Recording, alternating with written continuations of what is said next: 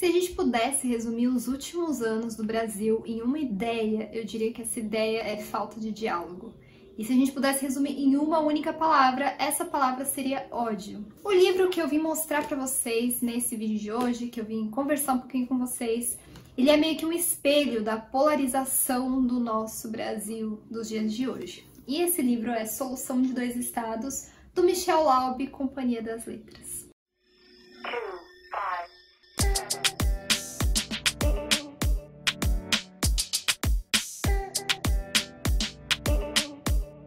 Solução de Dois Estados, ele é um livro sobre os nossos tempos, é um livro pesado e, aliás, nem teria como ser diferente disso, né, já que os nossos tempos, mesmo pré-pandemia, já tá uma situação pesada.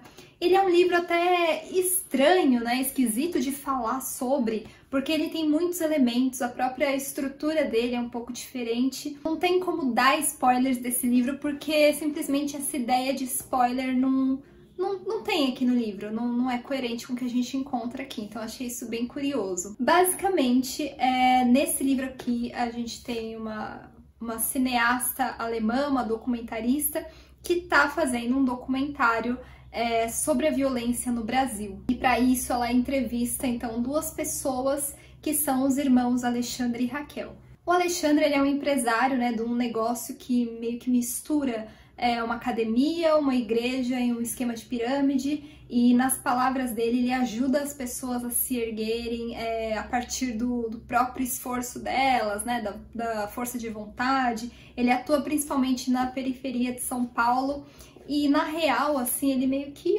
usa das misérias alheias, né, da população para proveito próprio, né, para o próprio enriquecimento. Ele é um sujeito que bate muito na tecla dos tais valores, né, família, religião, trabalho.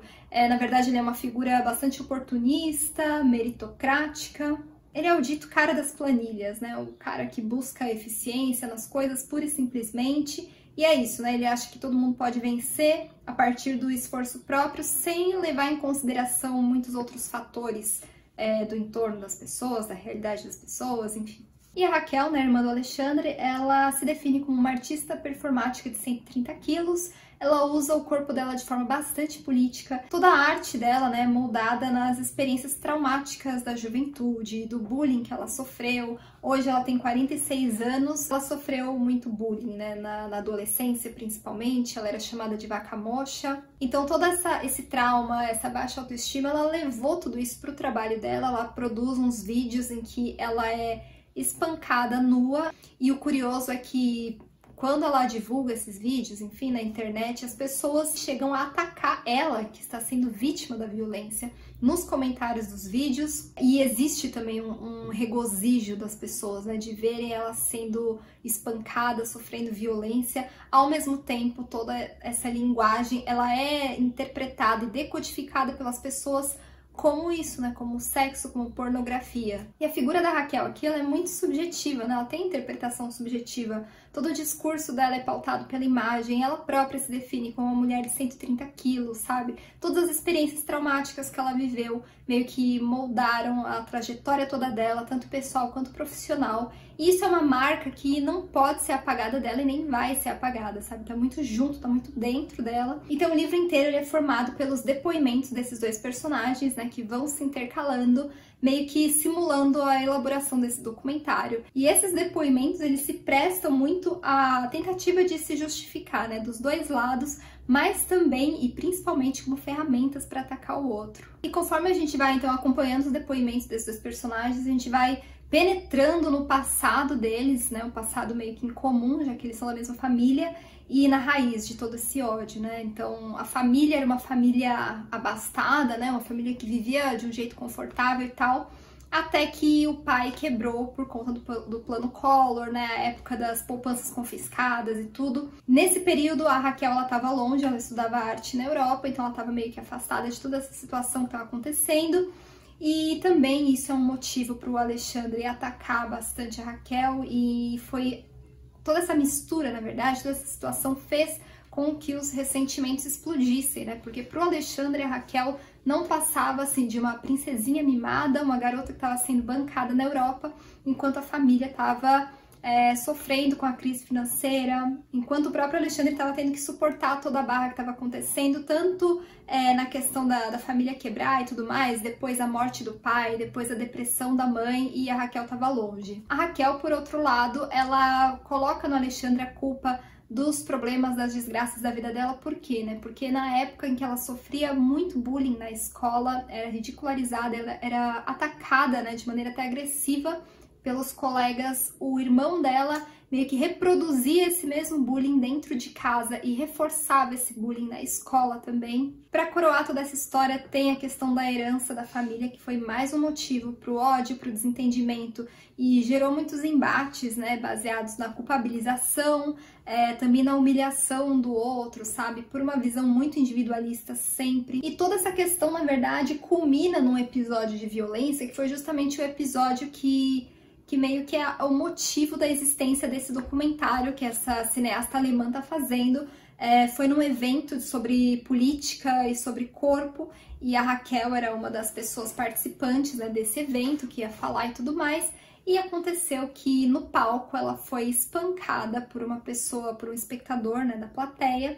Ela foi surrada no palco, todos os espectadores, né, umas 600 pessoas assistindo sem qualquer reação, sem ajudar e sem fazer nada, simplesmente assistindo ela apanhar. A gente vê que essa pessoa que agrediu ela tem uma relação com os negócios lá do Alexandre, então aí a situação também vai ficando cada vez mais complicada. E é uma coisa até curiosa, né, porque esse episódio de violência que ela sofreu, se a gente pensar na parte estética da coisa, ele tem alguma semelhança, né, com o tipo de arte que ela produzia, com os vídeos dela, inclusive com o vídeo mais recente dela nessa época, que era um vídeo que ela estava sendo espancada por alguns homens que usavam a camiseta da academia do irmão dela. O acontecimento de violência aqui nesse livro se passa em São Paulo no ano de 2018, né, ou seja, o ano das eleições, o ano em que Bolsonaro foi eleito.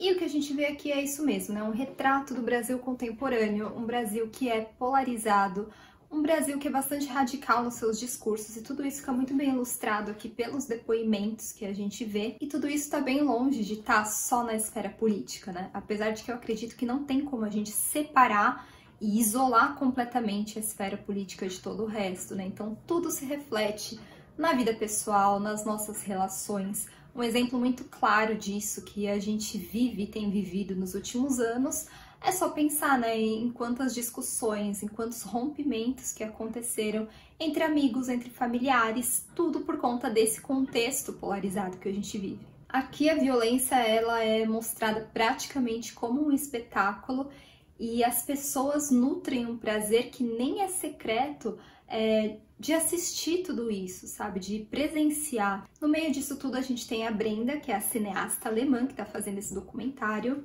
e a presença dela não é aleatória aqui nesse livro, apesar de que a gente não ouve muito dela, né? Pelo menos não no início. Ela tem feito vários documentários nesse estilo em várias partes do mundo, documentários sobre situações de conflito, né? Então por isso mesmo que ela tá fazendo esse documentário no Brasil sobre a violência, motivada por esse episódio violento, né, envolvendo a Raquel. E ainda que a Brenda seja estrangeira, né, o que faz com que ela se distancie um pouco, né, do cenário violento aqui do Brasil, ela também se aproxima, ela carrega uma questão, né, pessoal da vida dela que faz com que ela se torne próxima desse cenário violento. Ou seja, então, apesar da distância física, ela tem uma aproximação emocional com o contexto violento aqui do país. Chega um ponto em que ela vai começar a ser atacada por esses dois entrevistados, que vão meio que pressionar essa cineasta a tomar partido, sabe? A ter uma posição, a defender um dos lados, e eles vão ficar muito incomodados também com esse olhar distante que ela tem. Solução de Dois Estados é um livro complexo, sabe? E a leitura dele também é uma experiência assim meio diferente, porque assim, é uma leitura super rápida, a gente lê muito rápido, até pelo formato, né, dos depoimentos e tudo mais, então é muito fluido. Por outro lado, é uma leitura que exige muitas pausas da gente, pelo menos na minha experiência foi assim, sabe? E aquelas pausas mesmo de dar uma respirada, de assimilar o que tá acontecendo ali, porque conforme eu fui lendo esse livro, assim, eu fui sentindo subir um sentimento meio de incômodo, sabe? Na minha opinião, assim, é um incômodo que a gente sente, é uma sensação ruim, mas ela é muito necessária, porque é como se dissesse pra gente, precisamos olhar de verdade pra tudo isso, sabe? Em vez de ficar só rebatendo o discurso de ódio com mais ódio. Uma coisa muito interessante aqui é que o autor colocou esses dois personagens que se opõem como irmãos. Ou seja, eles têm o mesmo pano de fundo, eles têm a mesma família, mas eles são influenciados, óbvio, por vivências diferentes, né? Experiências de vida diferentes. E sempre é assim, né? Porque, enfim, a gente sabe, pelo menos eu acredito muito nisso, que mesmo, sei lá, irmãos que moram na mesma casa e têm, entre aspas, a mesma criação, porque nunca vai ser exatamente a mesma criação, são completamente diferente, sabe? Acaba sendo diferente. Toda a experiência de vida dentro da casa e com os familiares. Então, óbvio que isso acontece entre o Alexandre e a Raquel. Então, essas vivências, elas nunca vão ser idênticas, né? E aqui elas são muito marcadas pelas características individuais de cada personagem. Por exemplo, a Raquel, que era gorda. Como que o ambiente lidou com isso, com as diferenças entre esses irmãos, o que se produziu a partir disso, como as pessoas também lidaram com tudo isso, que acaba com certeza influenciando como a própria pessoa lida com as características dela. Eu acho que parte da experiência complexa de ler esse livro, que é um livro que tem também muita subjetividade, sabe? É o fato de que a gente não pode invalidar a dor de nenhum dos personagens e as experiências que eles viveram na juventude. Afinal de contas, essa dor é legítima, assim, sabe? Tanto da Raquel quanto do Alexandre. A grande questão é o que eles fizeram com essa dor, né? Que depois virou uma grande mágoa, virou ressentimento. E é um fato aqui que os dois lados, eles são imperfeitos, sabe? Eles são defeituosos, eles se contradizem e repetem atitudes que eles condenam, né, um no outro. É ótimo aqui que nenhum personagem tenha sido mesmo concebido para ser perfeito, sabe? Nem mesmo a Raquel, que é a personagem que eu mais sei lá, me identifiquei, sabe? Eu mais apoiei, digamos assim, e acredito que a maior parte dos leitores desse livro também tenham essa tendência, vai ficar mais do lado da Raquel. Mesmo a Raquel, ela tem muitas falhas, sabe? A Raquel chafurda no trauma, ela reduz a vida dela a esse trauma, em vez de levar essa dor para uma discussão maior, sabe? Uma discussão que não tivesse essa vivência traumática dela como o centro e o foco de tudo o tempo inteiro. E nesse ponto eu concordo bastante com a Brenda, né? Quando tem um momento em que, lógico, né? Depois de ser atacada pelos dois lados, pelos dois entrevistados, ela rebate e ela diz que a Raquel ainda é uma garota de 14 anos. Mas por outro lado, né, se a Raquel só recebeu violência e exclusão à juventude dela inteira, como é que ela conseguiria devolver algo muito diferente disso, né? Também tem isso, é um grande ponto a se pensar. O Alexandre já é aquele personagem que entala na garganta mesmo, sabe? É um personagem difícil de engolir. Nem preciso falar, né, que ele tem falhas, porque ele só tem falhas nesse livro, apesar da dor na juventude, né, das experiências que ele passou. Mas ele traz um ponto, né, nessa juventude. Ele enfrentou a barra, né, de estar sozinho em casa, vendo de perto e lidando com a crise familiar mesmo, com a crise financeira, com a crise emocional depois da morte do pai, a depressão da mãe e tudo, enquanto a Raquel estava fora. Só que a gente não pode esquecer que a Raquel nunca foi solicitada para esse papel. Foi o próprio Alexandre que tomou o papel, essa posição, né, agora eu vou cuidar da família porque é minha responsabilidade. Desde o início ele tomou essa posição para si, inclusive foi uma decisão até do pai deles de proteger essa menina, de não compartilhar todos os problemas que estavam acontecendo com ela, ou seja, não foi realmente uma escolha da Raquel. E mais adiante existe uma preocupação muito grande, né, do Alexandre em torno do que vai ser feito com a herança da família. Ele faz questão sempre de colocar tudo na ponta do lápis, cada dívida, cada despesa e etc. E ele faz tudo isso em vez de realmente zelar pelo bem-estar da família. A questão é muito mais financeira, né? De colocar tudo certinho quanto a cada parte de cada um. O Michel Aube, aqui nesse livro, ele faz um trabalho notável quando ele coloca essa estrutura narrativa de um jeito que reflete e é muito coerente com o embate que a gente vê aqui nesse livro. Por exemplo, o tempo inteiro são depoimentos intercalados, ou seja, não existe diálogo entre Alexandre e Raquel em nenhum momento, sabe? Não existe qualquer possibilidade de comunicação, até porque esses depoimentos eles são dirigidos para uma terceira pessoa. Então, ou seja, nunca Alexandre fala com Raquel, nem Raquel fala com Alexandre. É importante também frisar que essa terceira pessoa, no caso a Brenda, cineasta, ela também não tem interesse em estabelecer um diálogo, sabe? Ela não tá lá para fazer mediação entre as partes, não é função dela. O resultado é que ninguém consegue se comunicar direito aqui, nem mesmo a cineasta, né, a Brenda, porque o tempo inteiro também ela meio que fica na defensiva, ela se esquiva das questões e óbvio, né, assim, pelo menos eu não enxergo uma possibilidade muito diferente disso, diante de ataques dos dois lados e sabendo que a função dela não é realmente mediar uma conversa. O cenário aqui é de polarização absoluta e em vários momentos a gente chega a se perguntar se existiria, né, qualquer possibilidade de comunicação, de conversa entre esses dois personagens, o Alexandre e a Raquel, né? E na minha visão seria impossível qualquer comunicação entre eles, porque não existe, primeiramente, a vontade do entendimento, sabe? Não existe vontade de ouvir a fala do outro, e muito pelo contrário, né? A fala do outro, além de não ouvida, ela também é ignorada e ela é também manipulada para ser transformada em ferramenta de ataque pelo outro. Inclusive, né, tudo que a gente vê nesse livro, todo esse livro inteiro, ele só existe porque existe uma terceira pessoa, né? No caso é a Brenda, foi ela que possibilitou tudo isso, digamos, que possibilitou esse documentário e a partir disso é que a gente vê os depoimentos, senão não haveria nada disso.